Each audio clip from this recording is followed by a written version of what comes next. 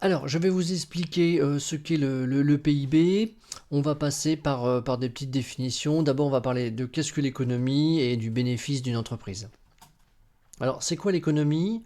Ben, c'est une science qui va étudier, bien sûr, tout ce qui se passe dans un pays, tel que la distribution des marchandises, telle que la répartition des marchandises, de quelle façon elles sont distribuées, où est-ce qu'elles sont ensuite réparties, suivant les différents secteurs, les différents profils de personnes. On va parler de la production bien sûr, et tous les taux, toutes les mesures possibles qu'il y a autour de ça, et la consommation de ces productions, de ces richesses dans une société. C'est ça l'économie. Ce sont ces quatre secteurs. Alors on pourrait dire que l'économie, c'est de l'analyse, analyse comment les richesses sont produites, réparties et consommées. Voilà. Pour associer des mots et des noms, on peut parler donc de produire, de répartir, de consommer. On peut parler de ressources, d'emploi, de production, de besoins et de redistribution.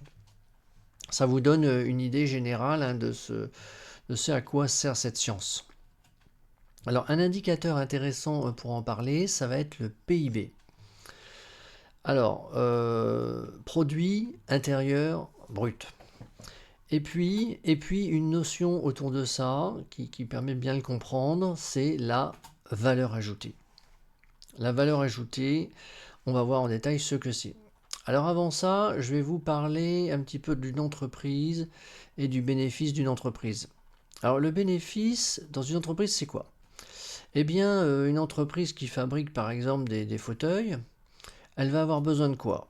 Elle va avoir besoin de matériaux, de barres de fer par exemple, de tissus, de cuir, et elle va avoir besoin bien de machines et puis de techniciens.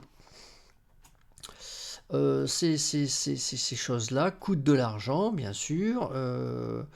Ce sont des ressources, et cela va générer un produit fini qui, lui, sera bien sûr revendu plus cher que la somme de toutes les ressources, forcément. Voilà.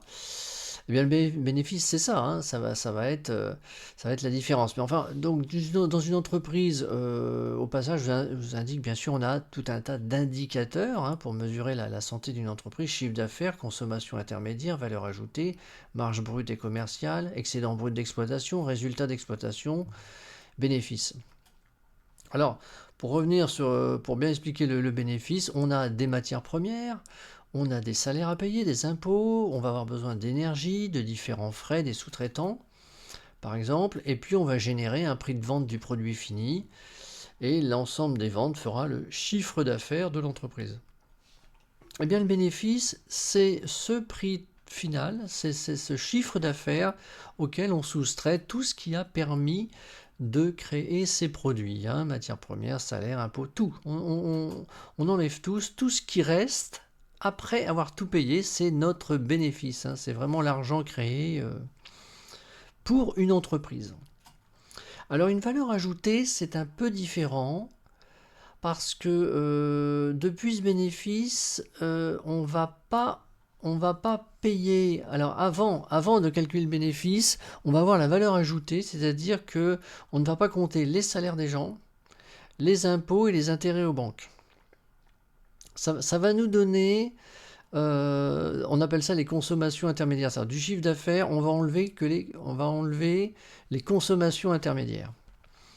Et alors ça va nous donner en fait ce que l'entreprise a réellement créé, juste avant de payer les gens, en fait. Dans la valeur ajoutée, on veut calculer ce que l'entreprise a réellement créé.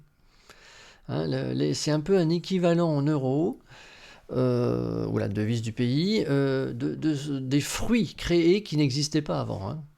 Mais alors les salaires, les impôts ne sont pas des produits créés, ils vont être distribués ensuite.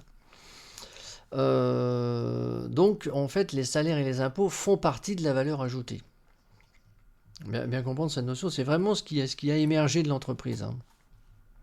Eh bien le PIB d'un pays, c'est la somme de toutes les valeurs ajoutées des entreprises de ce pays. Ça montre tout ce qui a été créé dans le pays avec toutes les entreprises. Un PIB d'un pays, c'est la somme de toutes les valeurs ajoutées des entreprises. C'est le PIB annuel, c'est tout ce qui a été créé qui n'existait pas l'année d'avant. Voilà. Alors, pourquoi dans le PIB d'une entreprise, on enlève les matières premières et les énergies, hein? Pourquoi, finalement, on ne le compte pas? Mais parce que ces matières premières et ces énergies frais divers sont les valeurs ajoutées d'autres entreprises, finalement, qui sont fournisseurs de la nôtre. Donc, comme on va compter toutes les valeurs ajoutées, on aura bien compté, on n'aura pas compté deux fois. Ces valeurs ajoutées seront aussi comptées dans le PIB par la somme de toutes les valeurs ajoutées. Donc, on ne les compte pas deux fois. C'est pour ça qu'on les enlève, hein, finalement. Finalement, c'est le chiffre d'affaires. Hein, mais on enlève tout ce qui a servi à fabriquer. Alors, à quoi il sert? Qu'est-ce qu'il représente finalement ce PIB? Il va servir à nourrir les gens, il va servir à produire, à créer, à développer des machines, mais aussi l'entreprise de bien-être va aussi faire un chiffre d'affaires, et finalement, elle va créer quoi? De l'épanouissement de la population. Et ça fait partie du PIB en fait. C'est tout ce qui est créé pour la population finalement. Donc c'est un niveau en euros, hein, enfin en devise du pays, représentatif de tout ce qui a été créé dans le pays pour être redistribué à la population par des salaires, mais aussi à l'État, parce qu'on compte les impôts. Hein, on va payer les impôts avec. Donc les impôts, les hôpitaux, donc le bien-être, pompiers, secours, etc., police. Donc oui, le PIB, la valeur ajoutée des entreprises, sert aussi à payer les impôts, donc à remplir les caisses de l'État. Hein, ça représente finalement une richesse pour le pays lui-même. Alors c'est donc un indicateur de croissance, hein, parce que c'est pour la population, ça va indiquer c'est tout ce qu'on peut faire pour ce pays, mais directement lié à la monnaie du pays, au niveau des salaires versés et des prix des marchandises. Hein, parce que évidemment, un PIB d'un pays sous-développé ou en développement, c'est pas pareil, parce que les gens ne sont pas payés pareil. Un service d'espace vert à Paris n'est pas le même qu'un service de porter des fruits et légumes toute la journée pour pas grand-chose. Hein, voilà. Donc ce PIB, il a un sens en fait par rapport à la monnaie, hein, du pays lui-même. Donc n'a de sens que corrélé avec d'autres indicateurs économiques de ce pays. Sinon, ça parle pas vraiment, quoi. C'est une taille de production uniquement. Ça représente la taille, hein, de ce qui était fait dans ce pays. Mais la variation d'un PIB, c'est un petit peu plus utile, parce que ça va montrer une variation de production, de bien-être pour le pays. Donc c'est un indice de croissance. Le PIB va vous informer sur la taille d'un marché, hein, dans sa devise, mais sans cesser sa capacité à produire, s'il est étudié par secteur. On peut voir, on a la capacité de produire tant dans tel secteur. Capacité d'un pays à peser sur l'économie mondiale. On va le comparer avec d'autres pays, donc on va pouvoir le placer d'un point de vue mondial. Pour mieux comparer l'impact sur les populations, on parlera d'un autre indice qui est le PPA, on pourra voir ça dans une autre vidéo, la parité de pouvoir d'achat. Le PIB est donc principalement utile lorsqu'il est observé dans ses variations. Associé à d'autres indicateurs, il explique diverses caractéristiques du pays. Voilà.